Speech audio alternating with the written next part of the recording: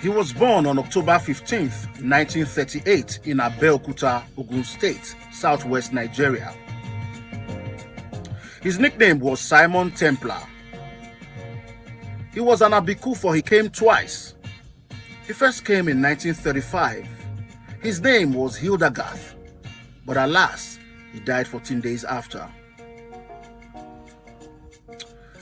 3 years later, he came again, this time as Fela, meaning he who emanates greatness.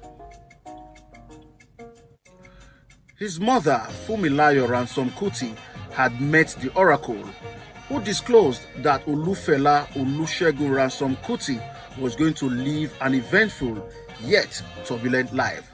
And so it was. Fumilayo Ransom Kuti was the first woman to drive a car in Nigeria, and she was married to Fela's father, Reverend Israel Oladotun Ransom Kuti, an Anglican minister, and he was also the first president of the Nigerian Union of Teachers in Nigeria.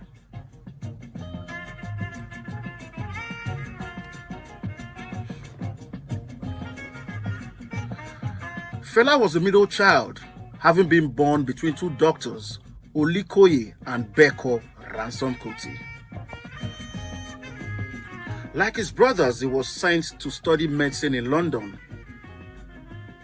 That was never to happen, as Fela moved over to study music at the Trinity College of Music with the trumpet as his preferred instrument.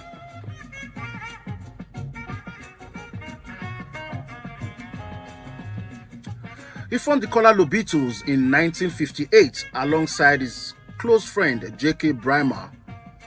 And of course, they did their first recording, which was a high-life tune titled My Lady's Frustration, released in 1969.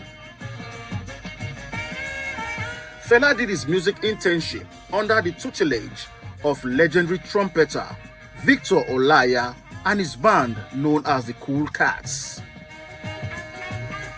At the time, he was also a studio producer for the Nigerian Broadcasting Corporation.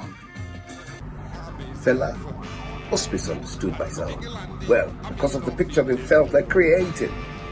And many of the things they castigated him for, the few things they castigated him for, were basically out of his rebelliousness towards the system to be able to create disruption as much as possible. But nobody can argue that Fela is a prophet. One who lives by his name, because he says Anikulapo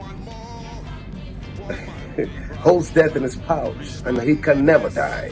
That's why today he's arguably the greatest export from Africa to the world. Undoubtedly so. The first African ever to be represented in the height of theater, which is Broadway, is Fela Anikulapo Kuti. Incontestable. And you see, at the end of the day, what do we hold here? One who has created a path for all to follow. Go and listen to his words, his songs. Check the lyrics out, the meanings, the essence of what he delivers to each and every one of us every day. Fela Abamieta, a great Orisha. Fela lives. He created Afrobeat after being schooled in the US by Sandra Smith Isadore on Africanism and Activism. Afrobeat was an African music genre that combined traditional Yoruba percussions and vocal styles with American funk, jazz, and salsa music, including calypso. Fela was an accomplished multi-instrumentalist, band leader, composer, political analyst, and of course, a Pan-Africanist. He and his band, the African 70, featuring drummer Tony Allen, rose to stardom in Nigeria during the 70s, where he was an outspoken critic and a target of military juntas.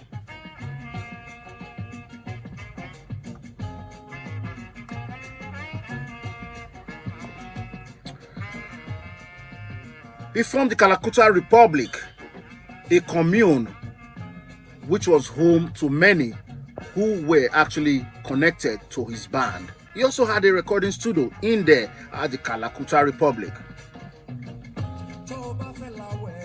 In 1978, Fela broke into the record books by marrying 27 women in a single ceremony, many of them his dancers, composers, and singers.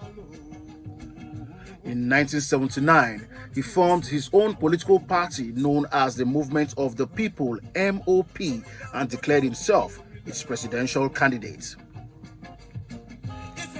He renamed his band the Egypt 80 and referred to his stage act as the Underground Spiritual Game. He removed ransom from his name and became Anikulapo, meaning one who carries death in his pouch.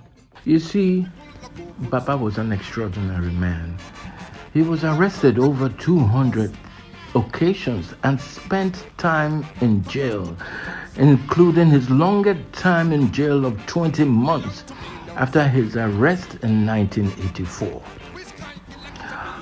On top of jail time, the corrupt government at the time sent soldiers to beat up Baba Kuti, his family and friends, and destroyed some of the films and his musical equipment that he's garnered over the years.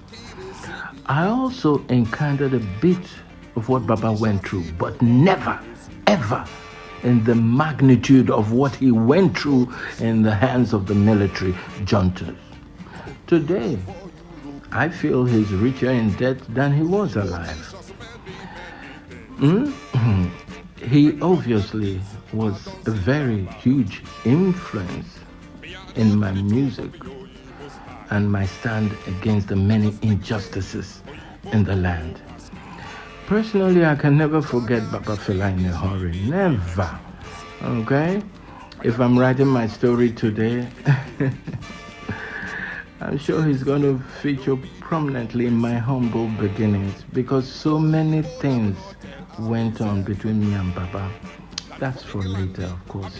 But for now, I say toilet! Kuti was highly engaged in political activism in Africa from the 70s until his death in 1997. He was beaten and broken uncountable times by the instruments of state. He spent most of his adult age in prison. His songs are prophetic, timeless, and uncountable.